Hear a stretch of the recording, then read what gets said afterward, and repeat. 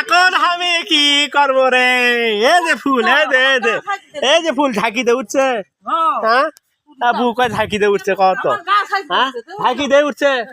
এই যে এই ফুল, এই ফুল দেখেন, এই ফুলের জন্য মনে করেন হাজার হাজার লোক ওটি লাইন ধরছে।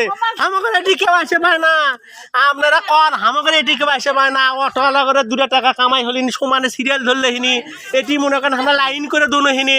এই দেখেন আমার সাইডে একটা ভিডিও দেখেন, কত ভিড়, জীবনেও এই ফুল দেখিনি। কি হসে কথা এবার দেখছো কোনো দিন? আচ্ছা উহা করছে আমি দেখিনি। এমন কি আর কথা আর কি কমো ভাই, কেউ করছে এটা আশিক বাতের স্বরূপ, এটা গন্ধ স্বরূপ, এটা অমঙ্গল স্বরূপ, আর আপনারাই কন কি স্বরূপ, আর না কি বেরি কবির বেরি নাজিস বেজি। এখন আপনারা আসেন, আসে ফুলটা দেখেন, ঠগলি খেলে এসে ভিড় করে দেখি চমুক জায়গার দেখেন, নিচে আমার ভিডিও আছে। আমাকে এটি কেউ আসে না ভাই, আসে দিলে একটা করে দিলেও তো হাজার হাজার আসেন।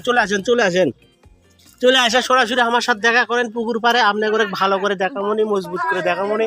এদিকে মনে করেন এত ভিড় নাই ভাই, কৃষক ভিড় নাই আমি জানি না, সব খানতি মনে করেন আলোড়ন পড়ে গেছে এই ফুল নিয়ে।